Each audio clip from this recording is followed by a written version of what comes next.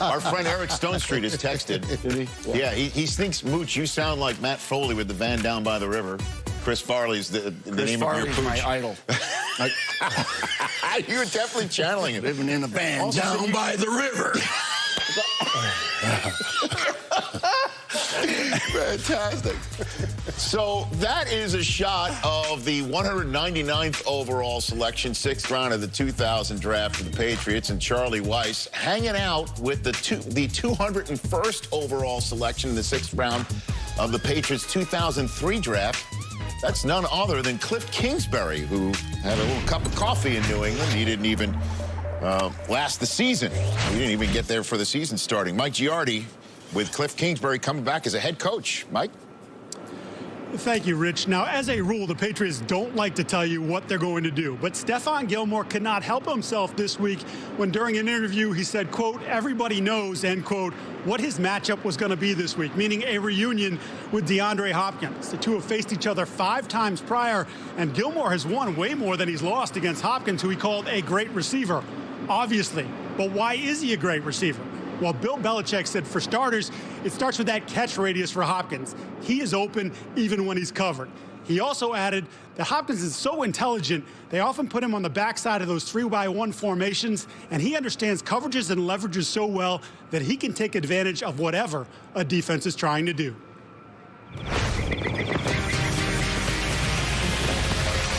That's exactly what Hopkins is about. He makes a one-handed catch. Oh, my goodness. Did he catch that? That's the touchdown catch of the year. Hopkins with a one-handed grab. Toe tapper, yes! D-Hop brought it down. Touchdown! You can't cover Nuke. DeAndre Hopkins caught it with 1 second left. I can't believe it.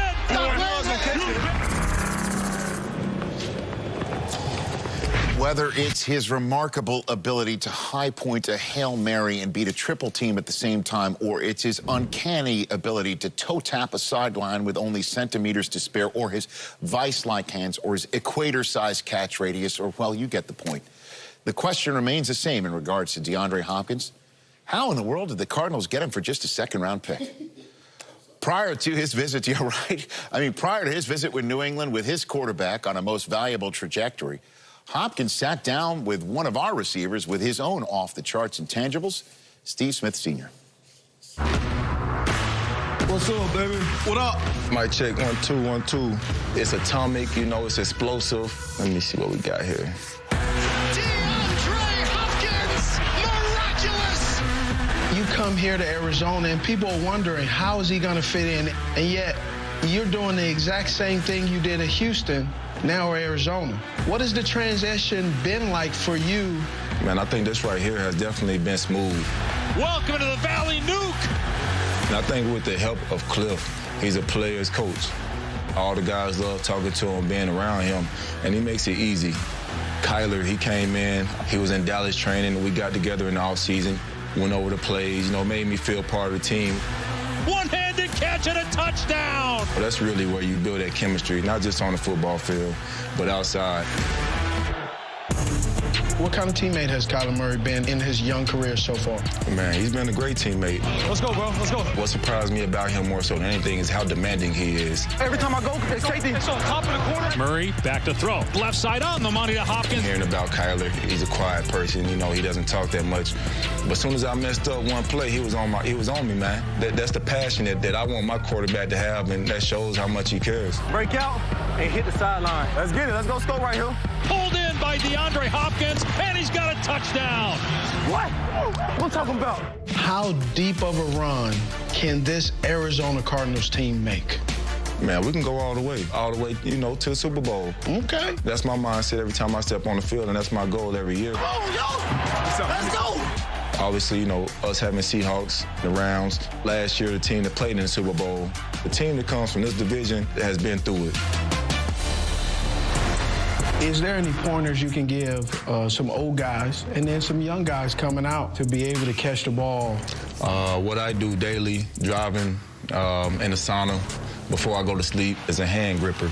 You know, what receivers use more than anything is their hands. Correct. So, you know, older guys, you know, that's going through it. You know, he could have had, you know, little stronger hands. But when you were talking about older players, you weren't talking about me. You were talking about Mike Irvin, correct? Yeah, I was talking about Mike. I know Mike somewhere in there. You know, We can rap it. All right, now it's time for Football 101, and subject today is that man right there, DeAndre Hopkins, Irv. And you heard Mike Girardi talk about it a little bit earlier, how they love to put Hopkins as their ex-receiver, we say, that backside receiver, what you played in that Dallas offense, and how much that makes it easier on a young quarterback. Man, all I have to do is look back here and go, do I have one-on-one? And I've got a guy that I can trust. Right here, this isn't even a great throw, but I can just put it up to DeAndre Hopkins, and I expect him to make a play for me. Once again, you're going to see a cap here, what we call a corner blitz here. They both recognize it. They're both looking. They've got a great awareness. Puts it on the back shoulder. This receiver added to Kyler Murray, who is such a gifted thrower of the football. Now it has made the game so much easier for him, Irv, to say, hey, I got my one-on-one backside. I don't even have to worry about the complicated stuff. Let me just take advantage of this playmaker that I've got. Yeah, and Kurt, you talk about it, and we talk about the great matchup he has with Gilmore. And Gilmore shuts him down. He's had a game where he's had 78 yards against Gilmore before, but he's so great in short areas. You can never take him totally out of the game because he can do things like this. Look at how he works his feet in hand and create that separation because he understands timing late. Most receivers want to run away from contact, but he doesn't mind coming and engaging with you. He threatens you, and he uses those hands to knock you off him and catches that ball because he has such great timing with Kyler Murray. It's impossible, Kurt. It's impossible to stop routes like that. Well, and you mentioned it there. Gilmore loves to press. And with that quickness and strength of DeAndre Hopkins, will he press today? Because if you play off coverage, those are easy completions for DeAndre Hopkins. So a great chess match today between Belichick, Gilmore, and Hopkins and Kingsbury. That's some good stuff right there, Irv. Now let's see what's coming up next. Mooch, what you got? Coming up next, Kurt Warner has a lot of NFL records, but they're getting broken every week. Find out which one of Kurt's records gets... Predictions presented by Lexus. Steve, what do you got over there? I have one this time. Okay. Have we got one right yet this year? Anyway, I'm going to get one right. Yeah, I was close. Guess who has a record for the most passing yards by a Rams quarterback? Oh, boy. Against my 49ers in a single season. Music.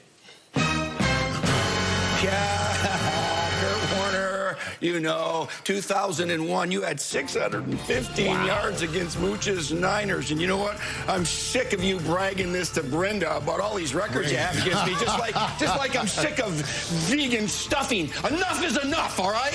So today, Jared Goff is going to throw for 418 yards combined with the last week, and he's going to smash your record, Kurt. And you know what? I'm fairly certain that you will have no more records to brag about against Mooch. That's it. Hold on a second. Before you go, Kurt, who's serving you vegan stuffing? You know, I hope Gail's not watching this. We didn't have vegan stuffing. My daughter made the best stuffing you ever saw in your life. But, you know, vegan stuffing, I don't do that. I don't do vegan stuffing. Kurt, I don't do vegan anything. I only asked the pertinent questions. I'm not. You didn't do vegan anything. I'm not sure how I'm supposed to follow vegan stuffing. But anyways, going back to my storyline, I was talking about the Patriots and the Cardinals, Kyler Murray, Cam Newton, dual threat quarterbacks. So it got me thinking a little bit. We've got some other guys coming back in dual threat quarterbacks playing this week. We got Taysom Hill, we got Kendall Hinton. Nobody even knows what he is, but obviously he's more of a runner than a passer. We got Mitch Trubisky coming back in. So never ever have we had 10 quarterbacks on one NFL weekend that have thrown for a touchdown and run for a touchdown in the same game. So I say today we get that never ever 10 quarterbacks. Oh, wow. We'll throw for one and run for one today. 10? Man, I like that, man. Irv? Okay. That one. Right, and I'm going to pick up off the 418 that Coach gave Goff today and say that Ryan Fitzpatrick went for 419 yards in Week 16 last year versus Cincinnati Bengals. Rich, today. Oh, please. He's going to help you, Rich. He's going to smash his own record. He's throwing for 420 yards. I love it. He knows he's on his way out. He wants to leave his mark, and he remembers that the Jets was the best opportunity he had at really getting a long-term contract, and they did him dirty. They said you don't deserve it, and they sent him packing. And today, Fitzpatrick gets his revenge. You know what? I'm sitting here, and I know I shouldn't be saying these things. I totally know I shouldn't be saying these things. But with the Jets saying, let's throw Sam Darnold out there, when the Jaguars are like, let's start Mike Glenn on, knock on wood if you're with me, you know, like start Glenn on while the Jets are trying to get Darnold back in there. I'm wondering, can we get the same guy who broke Geno Smith's jaw to meet with Darnold before the game? You had to go there, huh? Can we get that guy? What you been? Can we get that guy to get Darnold out of there? Because that's the guy that